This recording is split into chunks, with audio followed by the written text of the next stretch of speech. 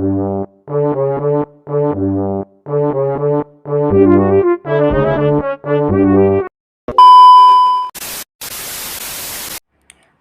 integrasi nasional sebagai salah satu parameter persatuan dan kesatuan.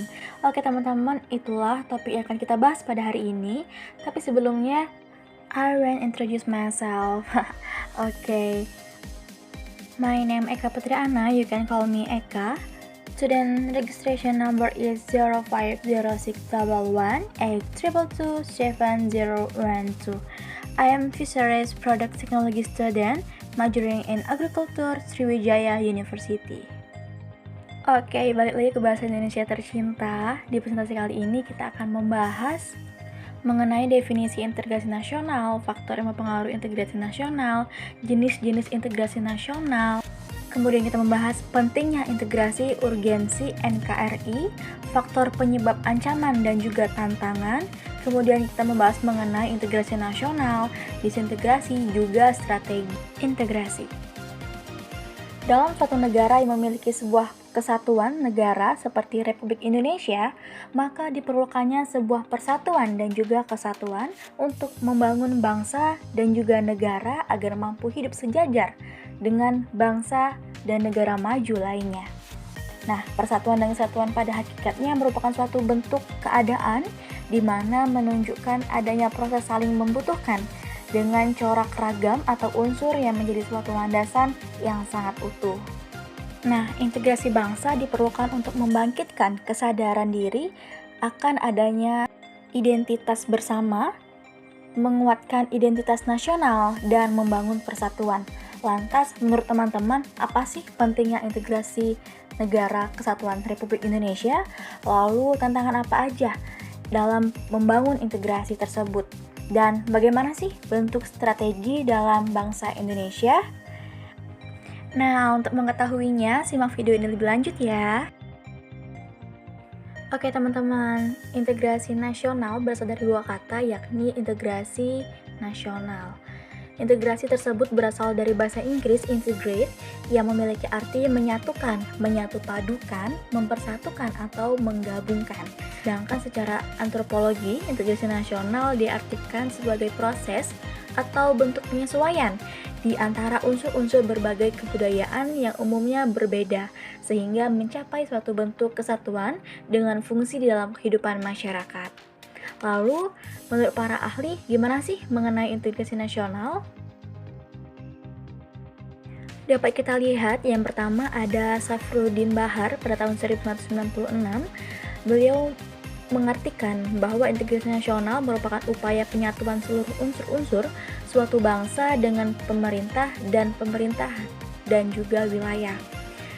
Selanjutnya ada Riza Nur Arfani pada tahun 2000. Beliau mengartikan bahwa integrasi nasional merupakan pembentukan suatu identitas nasional dan penyatuan berbagai kelompok sosial dan budaya ke dalam suatu kesatu wilayahan. Yang ketiga ada Meiton Winer dalam jurnalnya Ramlan Subakti pada tahun 2010. Integrasi nasional merupakan penyatuan masyarakat dengan sistem politik yang terbagi menjadi 5 jenis, diantaranya integrasi bangsa, integrasi wilayah, integrasi nilai, integrasi elit massa, dan integrasi tingkah laku. Oke teman-teman, selanjutnya kita akan membahas mengenai faktor-faktor yang mempengaruhi integrasi nasional. Dapat kita lihat teman-teman, ada 3 faktor yang mempengaruhi. Yang pertama faktor pendorong integrasi nasional, yang kedua faktor pendukung, dan yang ketiga faktor penghambat integrasi nasional. Nah, yang pertama adalah faktor pendorong integrasi nasional.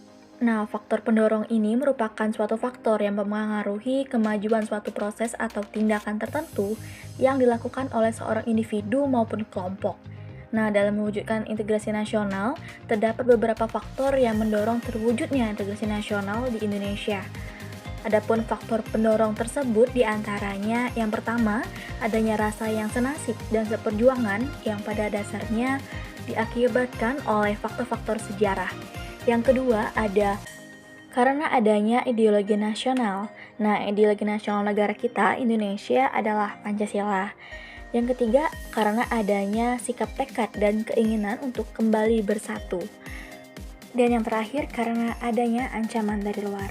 Oke, selanjutnya kita beralih ke faktor penghambat integrasi nasional. Nah, faktor penghambat sendiri merupakan suatu penghalang untuk melakukan tindakan secara individu maupun kelompok. Beberapa faktor penghambat terwujudnya integrasi nasional, diantaranya yang pertama, karena kurangnya penghargaan terhadap kemajemukan negara Indonesia. Kemudian yang kedua, karena kurangnya toleransi. Nah, yang ketiga adalah karena kurangnya kesadaran diri di dalam masing-masing rakyat Indonesia. Yang keempat, yaitu adanya sikap ketidakpuasan terhadap ketimpangan dan juga ketidakmerataan pembangunan di Indonesia. Selanjutnya yang akan kita bahas yaitu jenis-jenis integrasi nasional. Nah, pada umumnya integrasi nasional juga dapat diterapkan dalam berbagai bentuk atau jenis. Hal tersebut bergantung pada situasi dan juga kondisi masyarakat ataupun negara. Jenis-jenis integrasi nasional dapat dibagi menjadi 7. Yang pertama, integrasi asimilasi. Yang kedua, integrasi akulturasi. Yang ketiga, integrasi normatif. Yang keempat, integrasi instrumental. Selanjutnya, integrasi ideologi. Dan yang terakhir, integrasi fungsional dan juga koersif. Nah, yang pertama ada integrasi asimilasi, merupakan penggabungan dua atau lebih kebudayaan dengan menghilangkan ciri khas kebudayaan asing masing-masing. Nah, dalam integrasi ini, negara selalu berusaha melebur beberapa kebudayaan agar menjadi satu kebudayaan yang tidak lagi menampakkan identitasnya masing-masing, sehingga hal tersebut lebih mudah diterima oleh masyarakat lainnya. Yang kedua, ada integrasi akulturasi, merupakan suatu bentuk penggabungan dua atau lebih kebudayaan tanpa menghilangkan ciri khas kebudayaannya masing-masing. Nah, dalam integrasi ini biasanya setiap negara mengintegrasikan masyarakatnya dengan mengupayakan adanya identitas budaya bersama, namun tetap tidak menghilangkan kebudayaan asli masing-masing. Yang ketiga, ada integrasi normatif. Nah, integrasi ini terjadi karena adanya norma-norma yang berlaku dan menyatukan masyarakat. Dengan berlakunya norma tersebut, masyarakat telah bersatu untuk menjalankan serta menaatinya. Artinya, keberadaan norma-norma dalam masyarakat dapat menyatukan berbagai masyarakat yang beragam. Untuk jenis-jenis integrasi lainnya dapat teman-teman lihat di video. Nah, selanjutnya apa sih pentingnya integrasi urgensi NKRI? Teman-teman udah mengetahui apa sih integrasi? Nah, faktor penyebab ancaman dan tantangan integrasi nasional diantaranya yaitu yang pertama, kurangnya kesadaran penghargaan terhadap kemajemukan masyarakat Indonesia, dan yang kedua, karena kurangnya toleransi, yang ketiga, kurangnya kesadaran diri masyarakat Indonesia terhadap ancaman dan juga gangguan dari luar. Dan yang terakhir, karena ketimpangan sosial dan ketidakmerataan hasil-hasil pembangunan. Selanjutnya, alat pemersatu bangsa. Nah, teman-teman tahu tidak, mengapa sih persatuan sangat penting bagi bangsa Indonesia? Oke, gini penjelasannya. Alat pemersatu bangsa merupakan alat untuk menjaga keutuhan Negara Kesatuan Republik Indonesia atau NKRI, khususnya integrasi nasional.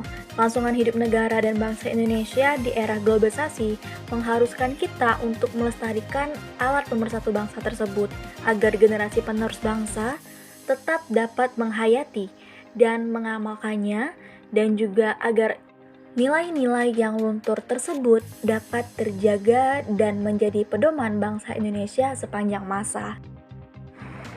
Selanjutnya, disintegrasi yang biasa diartikan sebagai lunturnya persatuan juga kesatuan dari suatu kelompok yang ada di dalam suatu bangsa bernegara. Nah, konflik-konflik yang cenderung disintegrasi di Indonesia di antara lainnya, yang pertama ada peristiwa PKI Madiun, selanjutnya DITII, ada juga PRRI, Permesta, RMS, GAM, dan OPM.